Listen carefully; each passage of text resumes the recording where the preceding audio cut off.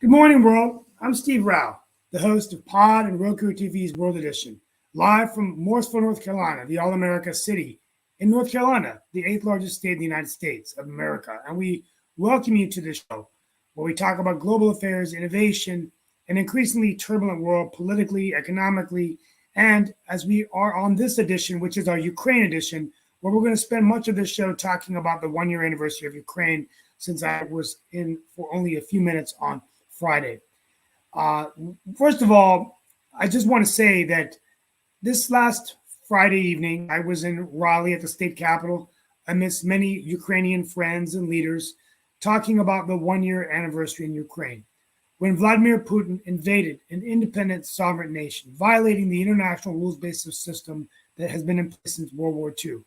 Since his invasion, over 35 to 40,000 Ukrainians have died, hundreds of thousands of civilians severely injured, families divided and decimated, and hundreds of thousands of troops gone, Russian and Ukrainian. It's been a bitter and a sad year, and through it all, we continue to navigate and be inspired by the resilience of the Ukrainian nation. As I said in my remarks to the community in Raleigh, that, the Ukrainians remind us that freedom is not only worth fighting for, but it's worth dying for. And as we fight the Russian Empire, we're not so much fighting the enemy.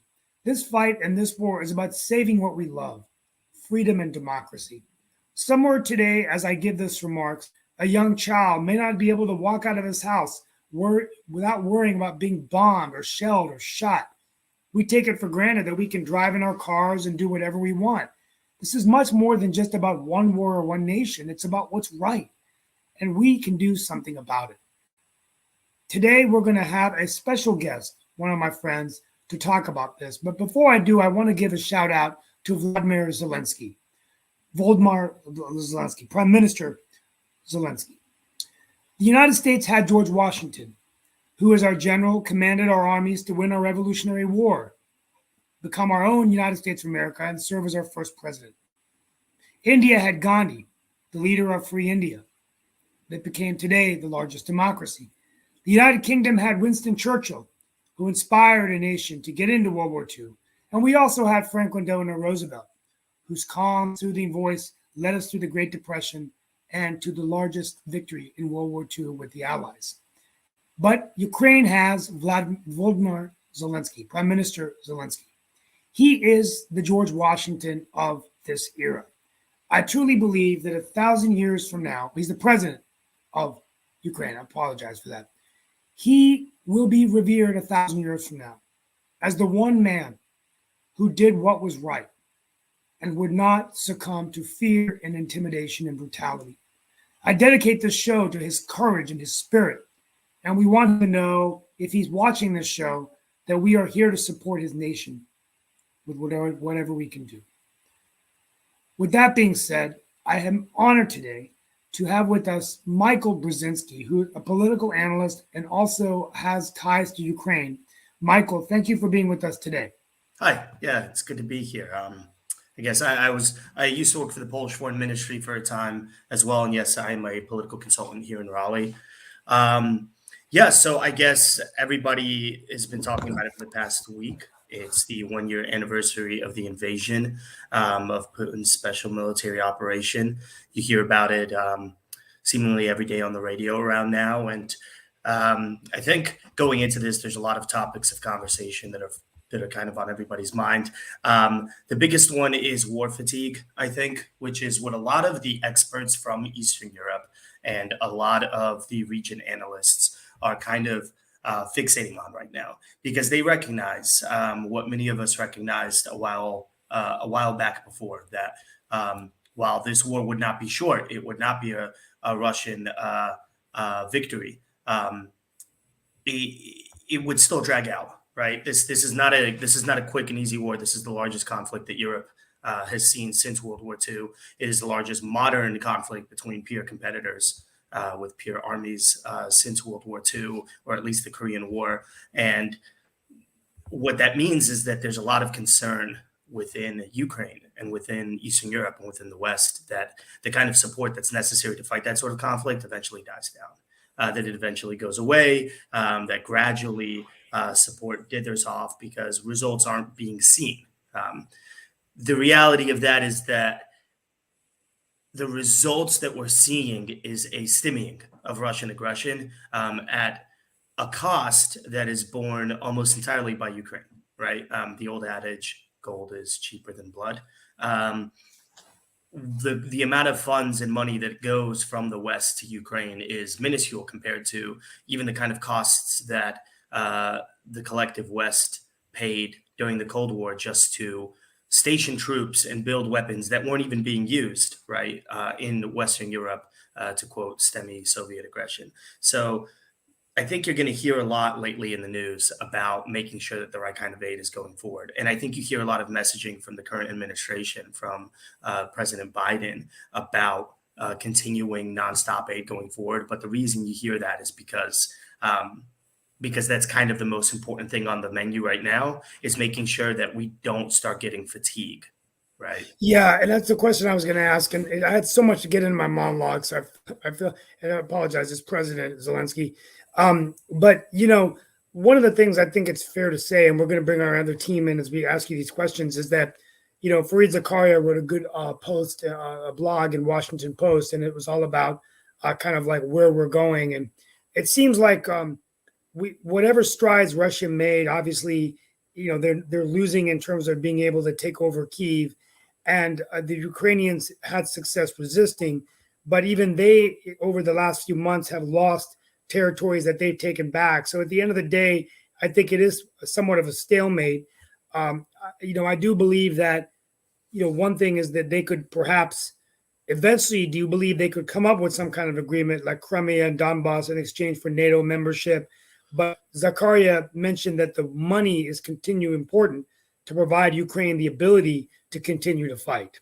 So it's really some game at this point. No, absolutely. I don't think so at all. And I don't think so because I think the last people to accept any sort of actual agreement that would be lasting in any way beyond, say, 6 months are Russia, or is the Russian government. Any kind of overtures that the Russian government makes towards, well, we want to establish peace talks, it's completely disingenuous, right? It is an attempt in order to try and not even actually engage in any peace talks that might lead to a resolution. Even if, quote, peace talks were to be established, the Russians would never sign any kind of agreement, none, that puts their own limits on Ukraine. They refuse to have any limits on Ukraine, hence why they're fighting a near total war with this country at this point. What would happen is this is disinformation by the Russian side in order to get people to stop focusing on arms shipments. One of the prerequisites of any sort of peace talk is at least a leveling out, right? A slowing down of conflict, right? So at some point, if you're establishing this narrative that, and you see this from Russian actors, well, the West doesn't want to negotiate, they don't want to talk. What they're really trying to get is stop sending weapons, stop supporting Ukraine, stop the narrative that's going on in the West that's ramping up more and more towards more advanced weapon systems. We had the whole Leopard 2 and main battle tank conversation recently. Now it's looking like the conversation will eventually go towards modern Western fighter jets. Russia wouldn't sign a single agreement, not a single one. If they were willing to sign agreements, they wouldn't be throwing men into Bakhmut. The reality of the situation is that this is just another disinformation attack. This is another attempt to try and weaken the West's resolve. If you can convince the West that you're willing to maybe pursue peace talks, then you get actors within the West that are willing to start saying, well, whoa, the Russians, they might want to talk. Maybe we shouldn't be sending main battle tanks to Ukraine in the meantime until we've tugged at this string. And that's what Russia wants. It wants less support for Ukraine that will let it capitalize on battlefield victories. Yeah, I mean, I think, so we're going to bring in Mark Lee and we're going to continue this discussion. I'm sure there's other questions, but here we are a year later. And I think, as we continue this war, we're going to see food shortages. We're going to see gas prices affected. And that's the other elephant in the room before I bring in our team. The economic sanctions simply have not weakened Russia's economy. What's compelling is that Russia's economy, because of the non-Western countries and those economies that actually support Russia, the sanctions have weakened them, but clearly not slowed down their war efforts. So I do believe, don't you believe that it's going to take doing something with his oil supply and his oil revenue to really, really stop this guy from continuing to fight the war? Because sanctions normally don't work against dictatorships anyway. We tried this against Iran. We tried this against other dictatorships. Sanctions should always be used whenever possible, but they're not going to succeed outright. The reality is that any sufficiently industrialized economy is far more resilient than people nowadays seem to give us credit, us meaning everybody who lives in the industrialized world. If you just look at the example of the Soviet Union during World War II, not to make a direct analogy to Russia of today, but just as a sort of economic comparison, this is a country that lost the vast majority of its wealthiest Western provinces during the German invasion. Something like 20-30% of the country was occupied at its high point, which was overwhelmingly the very highly populated, productive, industrialized parts of the country. Yet it still managed to wage a total war against the German war machine, notwithstanding, Lend-Lease, etc. You still had massive amounts of Soviet war material being produced. So the reality is that the consequences of sanctions or the consequences of foreign action against your country that would stymie your ability to finance a war often just get offloaded onto the civilian population. The regime itself will never let those consequences utterly shock its capacity and utterly break its capacity to commit to the war effort. They will move whatever needs to be moved around. They will move whatever funds. They will access whatever sort of resources that they need to have in order to continue fighting the conflict, because the end of the conflict, especially in the case of the Putin regime, would mean an end of that regime. The consequences ultimately get felt on the civilian population, which is what we've seen in the conversation around sanctions, right? The reality also is that, unfortunately, with these sanctions, I don't see much of a capacity for, say, a popular civilian uprising against the Russian regime. There are no elite actors within Russia right now that are primed to act against the Putin regime. And for any sort of successful, regime change, you do need to have certain elite actors willing to engage and capitalize on that to push forward. So, say with the collapse of the Soviet regime, you had members within both the Communist Party and the armed forces willing to capitalize on popular resentment. Right now, you don't see any of that. So this conflict will drag out for a little while longer just because there is no immediate end condition going forward just yet. But the reality also is that the resources on both sides are very limited. The difference being that Ukraine has access to Western support. Russia is desperately looking for support right now, most notably with what we've seen in the news with China. And the key is making sure that support that they get is not able to replenish them significantly, which is why we see so much in the news over the past week on U.S. pressure on China to ensure that China is not supplying Russia with significant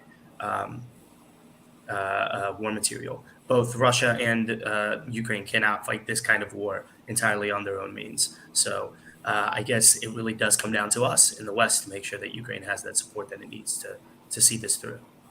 Absolutely. I mean, I think well, thank you so much for being with us. We're going to open it up now. Mark Lee is one of our analysts here, host of the show with me.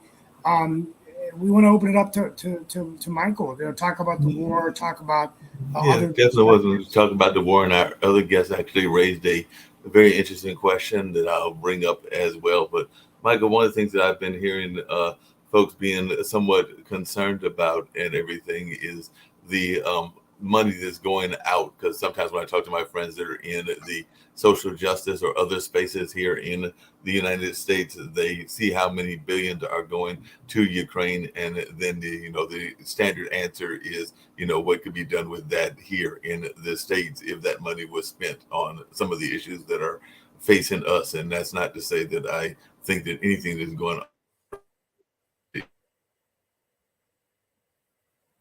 You there?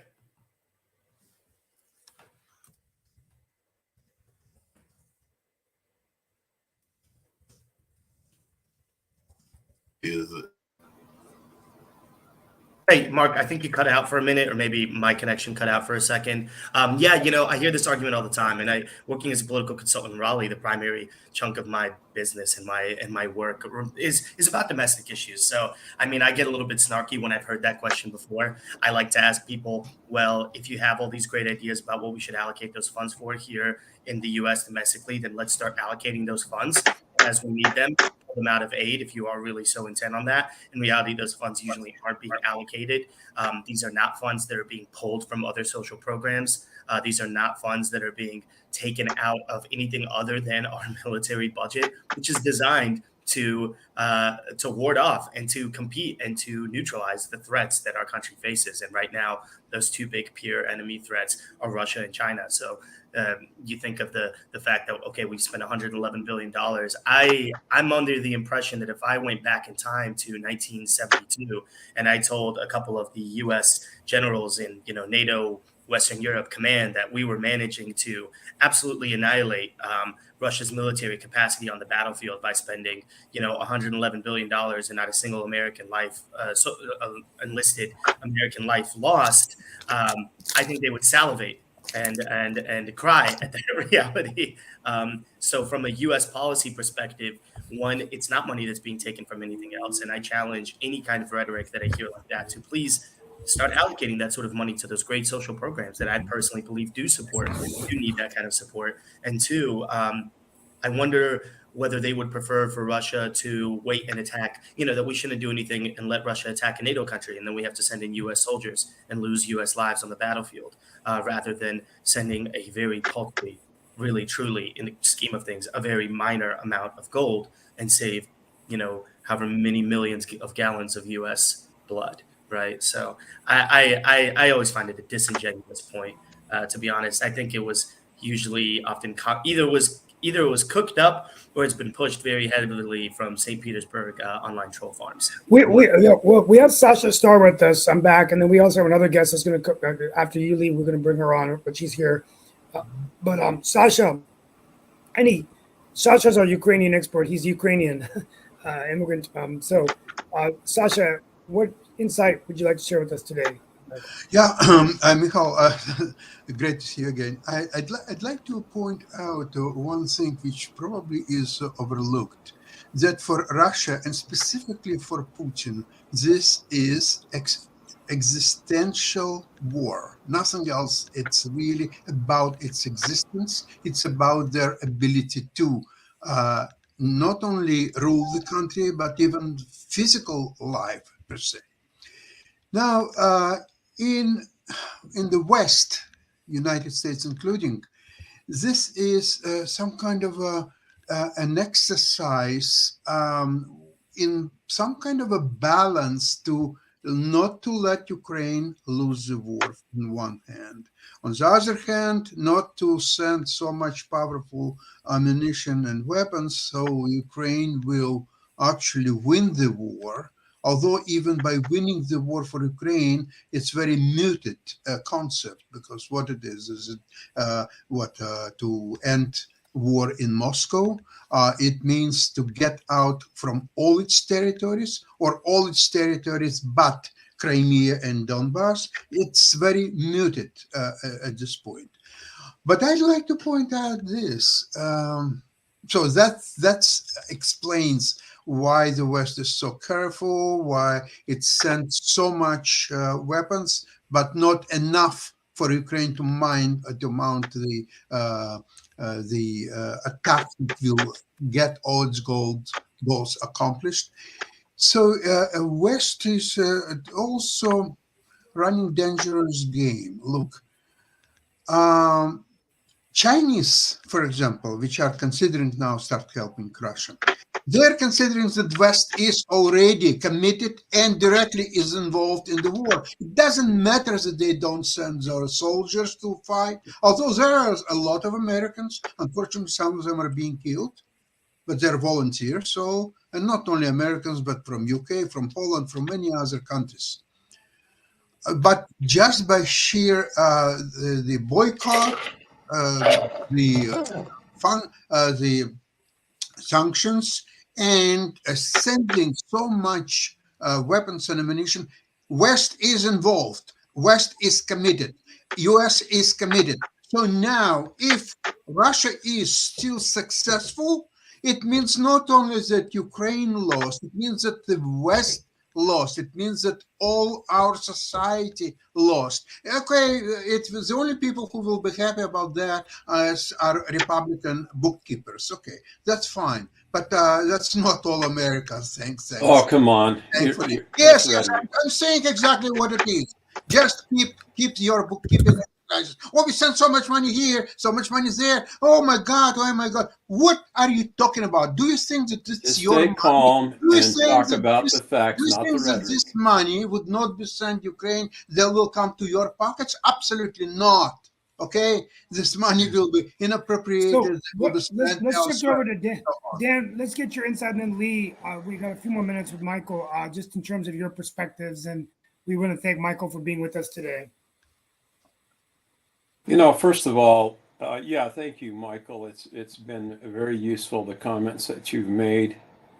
Sasha is a real patriot for Ukraine. His passion comes out clearly.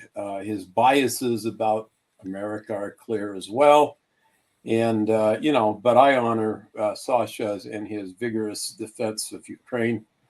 I see a number of problems in Ukraine. I think I agree with the analysis that Sasha just provided. America is playing a dangerous game and not providing enough arms to let Ukraine defeat Russia. But Russia has been escalating the amount of men and weapons going in as well. So it's the reason for the pushback is because the Russians have committed troops and resources for that pushback. Ukraine's getting Western tanks and other things to be able to help them repel the Russians. But I think Sasha's right. The U.S. is sort of seeing this as a balance of power issue. The other day, Sasha was bragging about how Ukraine would be the largest army in Europe, and has visions of Ukraine taking over it's the geopolitical role in that area, adopting many of the other states and becoming sort of a Russian substitute, a Soviet substitute. I think the United States has to be concerned about that because right now Ukraine is a dictatorship as well. Isn't a true democracy because freedom of speech and other things have been eliminated in Ukraine because of the war. I mean, it's perfectly understandable. I would push back a little bit. That would be like saying that the United States of the Union was a dictatorship during the Civil War just because Lincoln suspended habeas corpus. I think there are more factors that go into deciding whether something is a dictatorship. Well, political rather than just political opponents are jailed. Sure, and again, media sources the Union in the North, silenced. We jailed dissidents. Things, which are not the kind of things that we as a free people really advocate, right? I mean, well, I really just had any woke population. Hold on, I'm making a comment.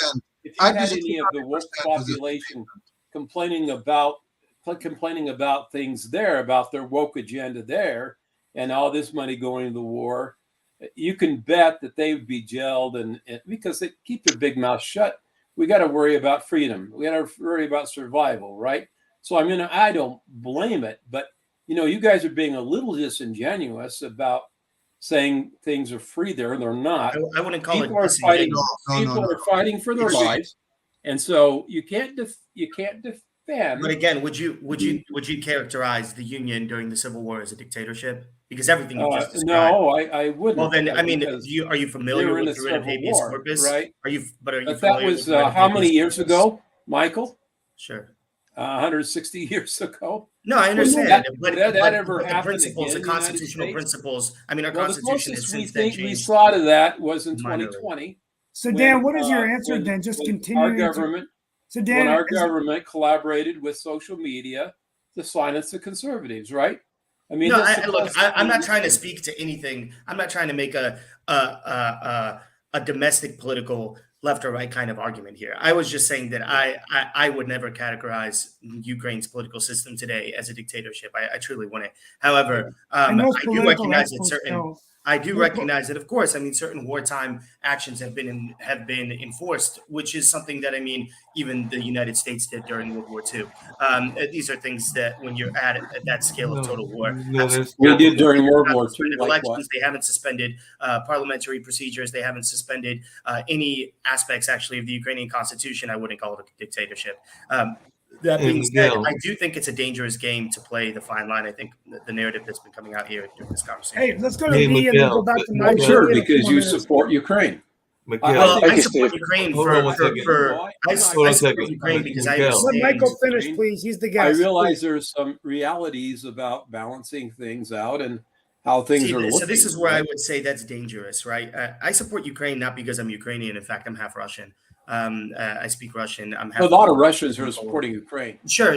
But the reason why you'll find the Russians supporting Ukraine isn't because they're self-hating Russians or because they just happen to be the woke liberals of Russia. I mean, this kind of No. analysis. They're The people reason that- why I support Ukraine is because Russia is not a stable situation. Russia Well, Russia's is wrong. not a stable. Russia is not a good thing for neither the people of Eastern Europe nor the people of Russia itself. And Russia is not a rational actor like other states. It is the last empire. It operates upon old imperial principles. It sees no limits to its ambitions, and therefore it cannot be negotiated with like a modern. You know, you're right. You're absolutely And right. so what I would say to that is that the United States kind of needs to come to its own decision and needs to kind of wake up a little bit when it comes to policymaking, because you cannot straddle a fine line of, well, we want you to win, we want Ukraine to not lose, but we want Russia also not to lose. I mean, there is going to be a loser, and deciding to actually set a firm policy agenda and decide to go in one firm direction, that we're picking a winner. Does the U.S. Which we do want have that right to. Ukraine? I mean, I wouldn't say we have the right, but we do certainly have the power to do, and it's something that a superpower always does. When Does major conflicts play does out, the we US pick want winners and losers. Ukraine And so, if we're the sent sooner into we the get power behind, vacuum? I think the if sooner Russia's we get defeated? behind. If you let me finish just this thought. Dan, could you please sooner be we get respectful? behind- Excuse me. He's not being respectful for me. He's talking over me. Well, when we invite a guest to the show, Dan, you allow the guest to answer the question. If you're not comfortable with that, you can take some time off and come back. But this is a guest that's been invited to the show. So, So well, I would just- ask- and I just have one last word, but I think the sooner that the United States decides just that we kidding. actually do want Russia as the loser here, the sooner it will be better for our own foreign policy. The sooner that we will have a more cohesive foreign policy, we can actually decide to start realizing and start thinking about what do we want this region of the world to look like after it's all said and done. Now, at the end of the day, that doesn't mean that the United States is going to single-handedly, do all this.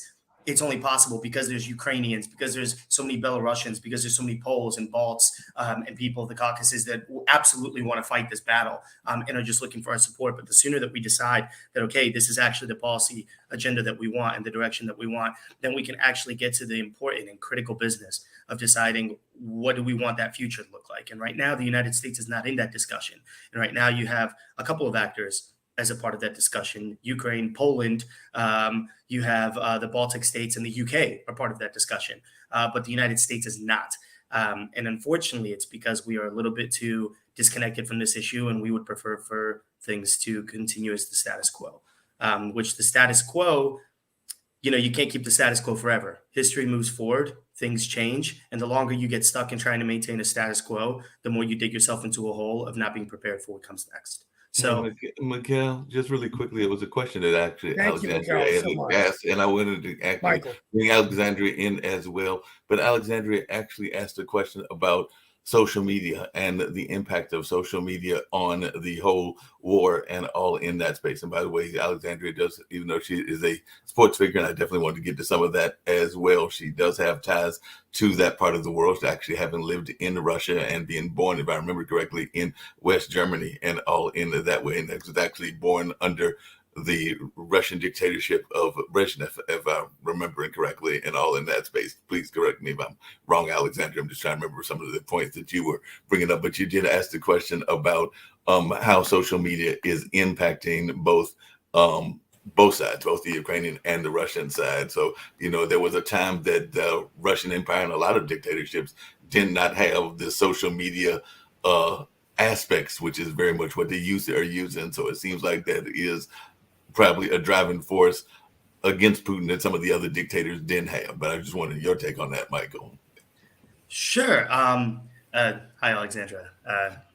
Привет. I think the Russian government has done a wonderful job at manipulating social media and getting, and in general, just as propaganda efforts against its own citizens. I can tell you, I mean, I have family members in Russia who are completely, brainwashed when it comes to certain things. The biggest thing is that, there was this great book that I read when I was doing my master's on Russian and Eastern European politics at Chapel Hill, which was, it was like Russia, TV nation. And compared to the vast majority of other countries in the world, the overwhelming majority of Russians engage with pretty much all of their news and all of their information gathering through TV, far lower rates percentage wise compared to, say, other like European countries. In social media, right, through online. Now, you do have that. The biggest single platform in Russia and in the Russian-speaking space for social media is called VK, Vkontakte. It is like an aggregate of Facebook, MySpace, YouTube, and a million other different social media platforms. And the nice benefit for the Russian government in terms of that and how popular that one single platform is, and that it's Russian-based, is that it allows them a lot of control over the kind of content that's published and propagated through there. So you do see a lot of pro-Russian content put out through those channels. The other big factor is that the Russian-speaking world in Russia, those that have those that live within the Russian space, is that it's not quite as connected to the English-speaking world, to the English-speaking online world as the rest of say Europe. It is part of its own Russian-speaking world, the Ruski Mir.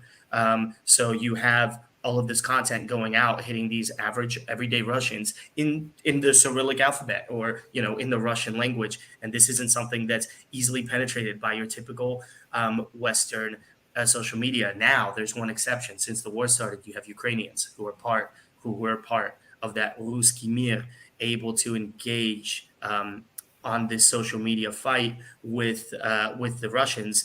Unfortunately, I think that we have had some 20 years of brainwashing and propaganda that's gone on in Russia that most Americans are completely unaware of the true scale of it.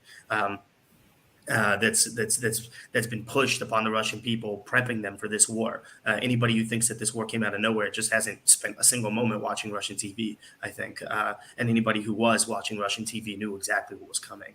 So I think the big factor is TV. I think Ukraine presents a very new kind of destabilizing force in the Russian social media sphere, because they are able to engage with Russians on their level and hit and really, to quote, modern day parlance, clap back, right? But at the end of the day, you do not get over 20 years of gradual, of very, very, very masterful inoculation of a population towards a war and towards like absolute genocidal racism in many cases against the Ukrainian people. You do not get through it with a couple of memes over 1 year of conflict. Yeah, that makes a lot of sense. Thank you so much. I mean, it's been incredible to have you on, and we get a little turbulent today, but we a lot of people are on edge, right? I mean, just the way this war is going out. But I agree that it shouldn't be. We need to do what we can to support Ukraine, and I think anybody that says, well, why are we giving the money and all that? I mean, at the end of the day, we're giving the money because it's the only way that Ukraine can win this war. And unfortunately, their country has been devastated as well, right? So even if they survive the war, the concern is, how are they going to rehabilitate? How are they going to recover, right? So it's amazing. So let's Yeah, I'd probably reconnect. taking enough of people's time, and I do have another obligation coming up. But it was great to have a chance to speak. No, I'm I glad appreciate to you and answer some everything. questions, and I look forward to watching the recording of this and seeing all the other great Well, speakers that you we guys. appreciate your time with us today. We are going to bring you back more frequently to talk about Ukraine, and we're also going to invite you to Sasha Star's show as well. So, want to I'd be happy thank to you do for being with us today, and we pray for Ukraine. And I know your father is from there, and we that. Part pray of my for father's North family, Carolina. yeah, I have some Yeah. family there, but not We most of my pray family is. for the Ukrainian people because, and so let's get thank you so much, and we'll see you soon. Thank you. Okay, Mark, let's continue our discussion. We got Well, I about was going 20. to continue the discussion. I wanted to bring in Alexandria, and actually, I wanted to hear her take on it because, like I mentioned earlier, she is from that region to some degree, because definitely having been born there in West Germany, but she was also a female athlete pioneer. Actually, the was one of the first female to make and form the U.S. women's bobsled team there in 1994 and won the national competition. And definitely, that was some amazing efforts back there in 1994, and definitely is a advocate both of fitness and also of the environment. But I let Alexandria speak for herself about both what we've been talking about and also just on her groundbreaking work, because she's also been doing a lot of research on other great women athletes as well. So that's part of the reason I wanted to hear from Alexandria on this particular day as we're nearing Women's History Month and all of that. But Alexandria, if you'll share some of this amazing history of yours, I would love to hear that, including some of that family history as well. Hi, thank you. And I have to say, I really enjoyed that banter. I'm so used to coming in and just diving into women's history and sport. So I'm thank you for including me in that, and I really enjoyed that. That was good stuff. So yeah, for me, I also teach kinesiology. I'm teaching women's history, and what really made me write the book is, I'm one of the professors responsible for teaching tomorrow's therapists and trainers and anything and all things sports, wellness, fitness, health, recovery, rehabilitation. And so when I get these 300-page textbooks, and there's really about 2 to 3 pages, and I'm not kidding, 2 to 3 pages of information on women. After a decade of that, I thought, this is insane. And so I started compiling notes, started researching, but of course the pandemic hit. And so I was only teaching online. So that's when the real research came in. And while I really started just to talk about women in sports and a lot of that, I wound up going back all the way to ancient Greece and then moving slowly through history, because where we are, the history of just kind of like what you all were talking about with Russia and Ukraine, you can't just jump into what's happening right now. You got to go back and look at what was happening. That's really what I did. And I throw questions at me, because I really did decide in this that I was going to cover all things female. Well, one thing I was going to ask you just really quickly, one, you got to give, a lot of times women are doing amazing things when they are competing. Like you said, you did win that national competition, but you were doing it, as I understand, at the time that you were 4 months pregnant. And we do know that has been a thing with different athletes that are still competing, even though they are giving childbirth as well later on in that space. So I just wonder, was that even a concern of yours as you were competing, because you were 4 months pregnant with your second child? I don't know how many children you have total and everything, but definitely that was at that time probably a radical thing to be doing in 94. There have been some other folks that have been doing it now and everything. And then I was also wondering your take on athletes that are also getting engaged in political activities, because we do know what happened with Brittany over there in Russia, but there have been a number of other athletes that have used their platform to talk about issues. And I was just wondering your take on that. Oh, those are great. Okay, so yes, it was quite radical. So the backdrop really, and most people don't realize, is in 1940, Melville Dewey, as in the Dewey Decimal System, his granddaughter won an open competition in bobsledding, men and women, and she won. And when she won, it took the AAU, the Amateur Athletic Union, about 2 days to decide that they didn't like that. And so they stripped her of her medals and they banned women from the sport of bobsledding. And so it was 1993, and I was sitting on the couch holding my 6-month-old, and I watched bobsledding on ESPN, and I thought, this is the coolest thing I've ever seen. I waited for the women. They didn't come. And of course, then I started doing some research, and I found out that women were banned. And so that's kind of what started it. So I was not at all prepared to become the face of bobsledding because I had a 6-month-old. But I did a lot of letter writing, trash talking to the International Olympic Committee, the United States Olympic Committee, just because I was also a former competitive fighter, which was also quite rare then. And so I thought, there's no way they're going to tell me I couldn't handle this. Had no idea what the sport actually entailed. And so when they called me in January 1994 and said, all right, we're going to do this. Are you coming, big mouth? You know, I was like, yeah, I'll be there. So I literally had to slide wearing a kidney belt because I had just had my first child. And so I wasn't completely put together again yet. And then as I kept making the cuts, we found out I was pregnant with my second child. So when the nationals came, I was 4 months pregnant. By this time, I'd been in the news enough times that Case Western University found out about this bobsledder. And at the time, I was squatting about 375 pounds, free weight, sprinting just around 20 miles an hour. So they were really excited to have me be part of their program. So I always tell people I knew that my child was safe because I was literally hooked up to everything. I would train wearing EKG leads, oxygen mask, a fetal monitor, a heart monitor. I was attached to everything. And so I knew that I could literally see, I could hear her heartbeat when I was training. So I knew that she was safe, but I got a lot of blowback. Thank goodness there was no such thing as social media yet then, because I probably would have been creamed. But my child is super healthy and athletic and to right now, but at the time it was unheard of.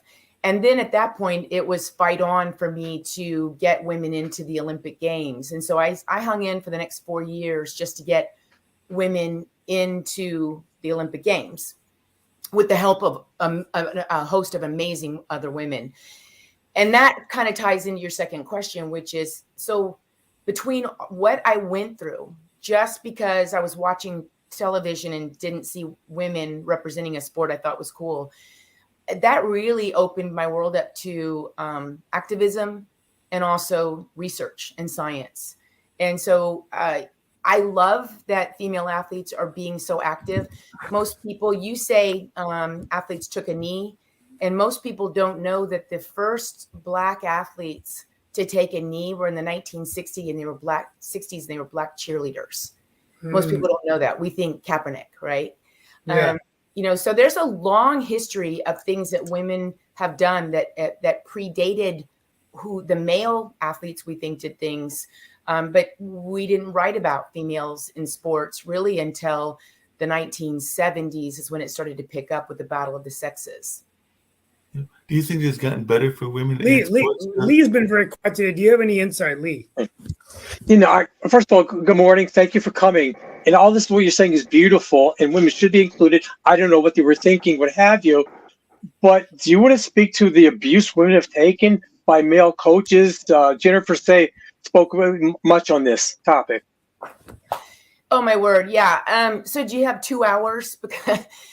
So yes. And so when I, at the end of every semester, when I teach my college students, we go through everything. We go through all the abuse. We go through the history, the how women are portrayed in the media, hypersexualized uniforms. We go through all of that. Title IX, why Title IX really is dispelling the myths. And at the end of every semester, I always ask my students, male and female, most of them are athletes. And I'll say, okay, let's talk about abuse. What can we do, in your opinion, after everything you've learned this whole semester, what can we do to curtail some of the abuse that we see? And I will tell you that my amazing, brilliant 20-something students will often say, they'll often say, it's just sad. That's just the way it is. I don't see how we can stop it. And that always blows me away because they're not saying it to be, snarky. They genuinely don't see a way out. They believe because of what we are fed all the time. And so this is a tough road for women to take. And it goes both ways, because women, I teach that half of our problem with the way women are treated are women. Because women have also, we've bought into how we should dress, how we should look, how we should act.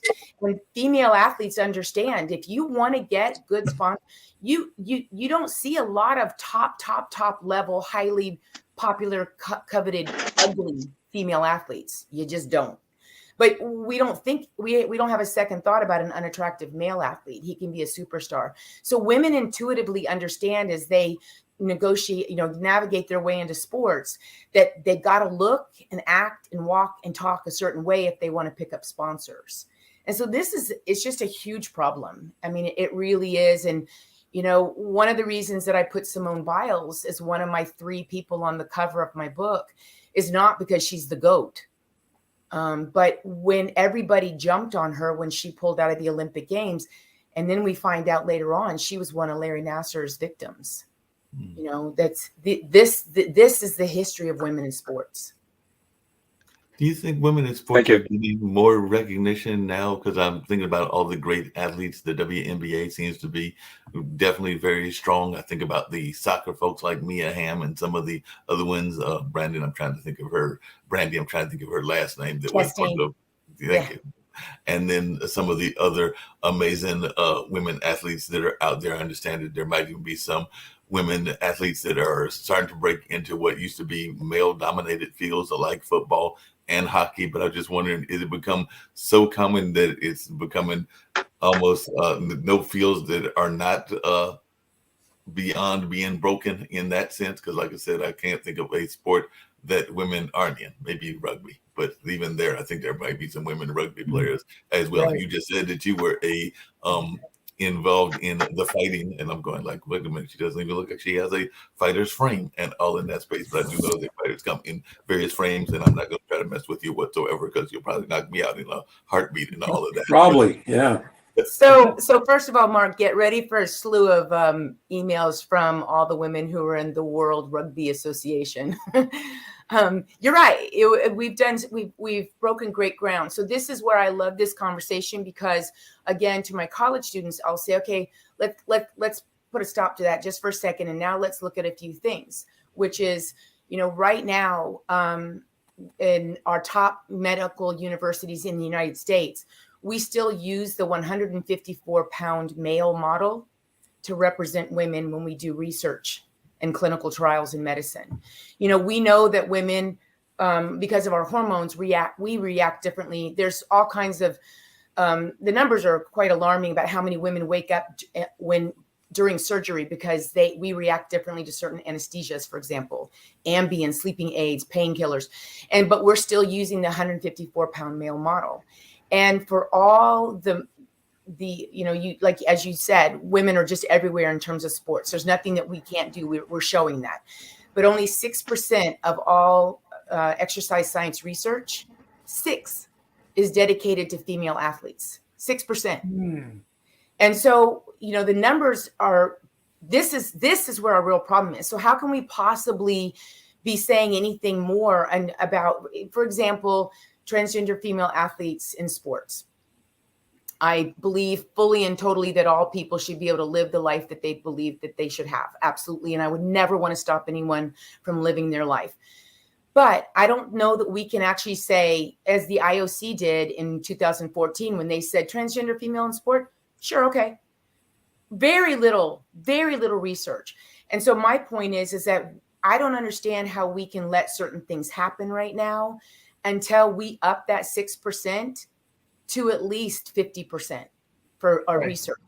And and I'll tell you before anyone asks, the reason that we use the 154-pound male model, the reason we only have 6%, the reason that in the United States, we have the most fatalities during childbirth of any Western country in the world, right?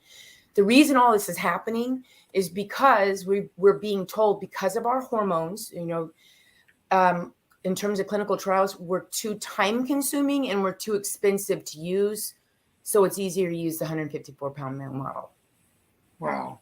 Wow. It's amazing. Real quickly, Mark, before we end the show, just a couple of things we didn't talk about today, but just to let people know what's going on. And we want to thank you, Alexandra, for sharing all your insights.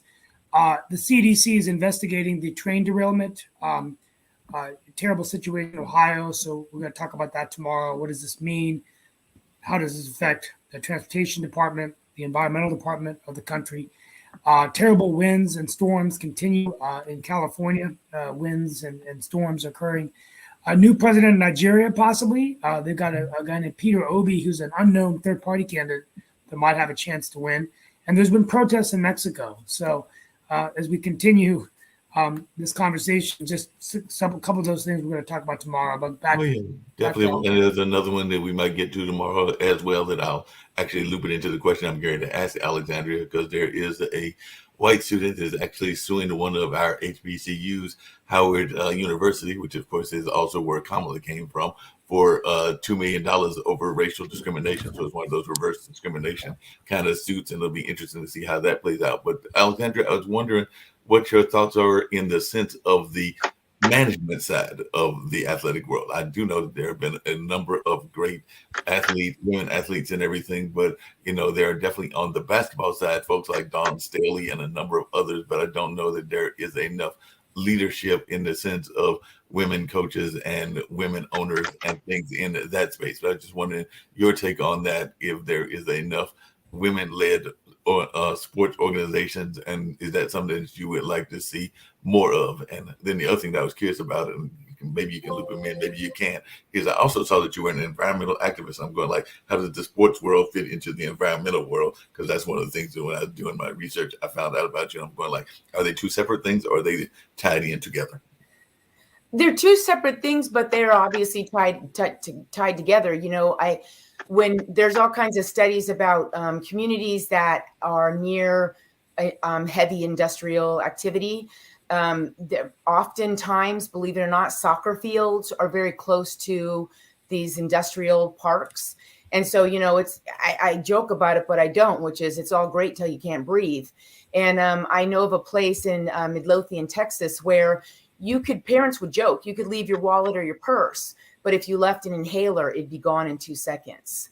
And so, I obviously, I think the sports world, I love activism in the sports world, because we're a country, we love our athletes.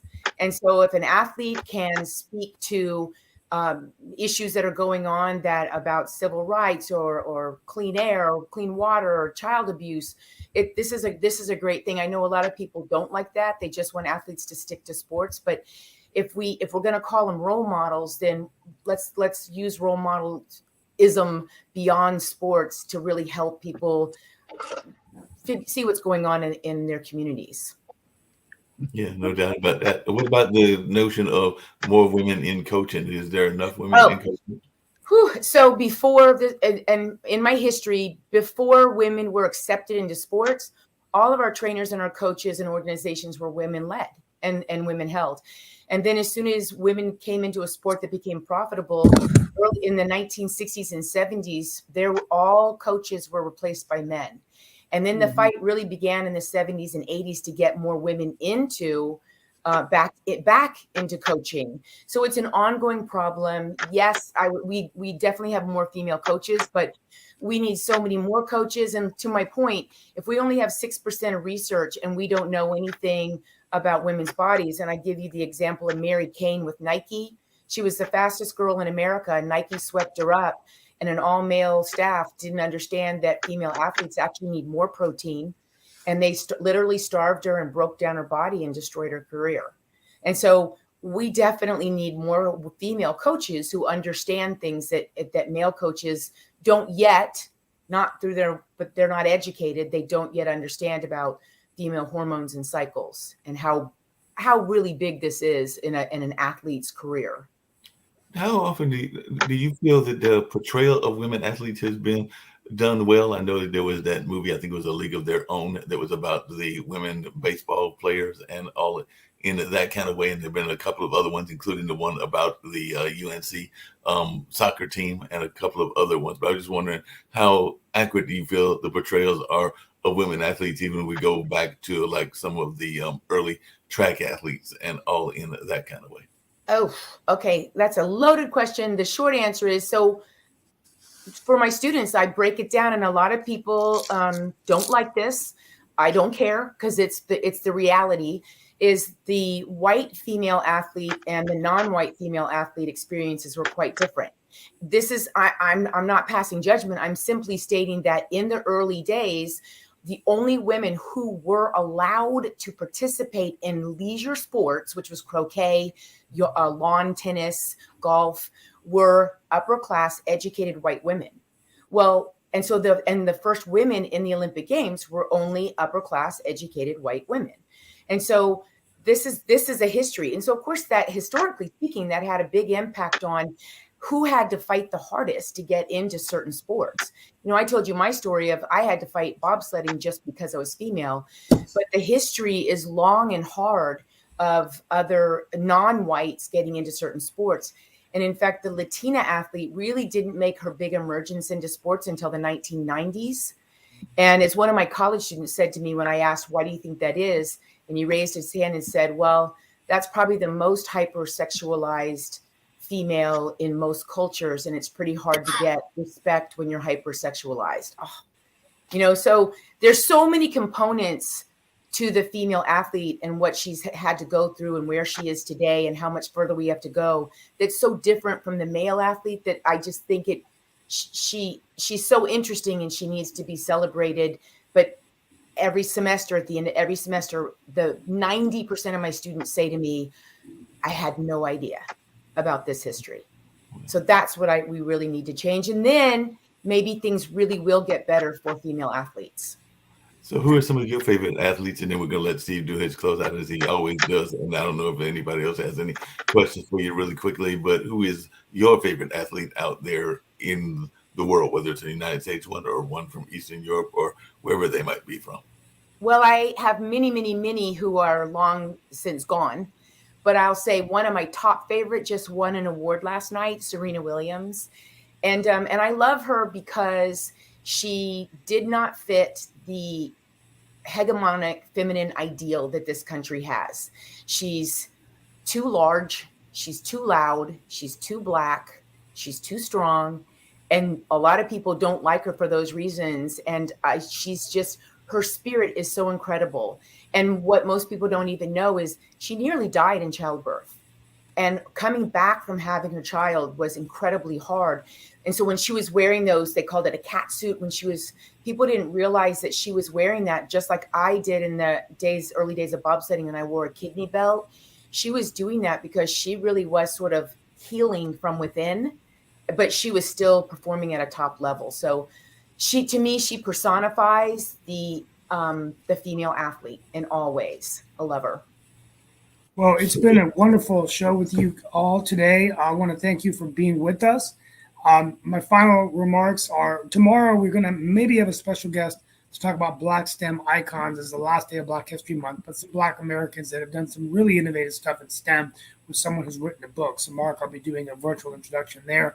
When I close out on Ukraine, I'll just say that one of the inspiring stories that I walked away with was a story I wrote about a year ago on a Ukrainian named Misha Shevets, who is a PhD in artificial intelligence at UNC Chapel Hill.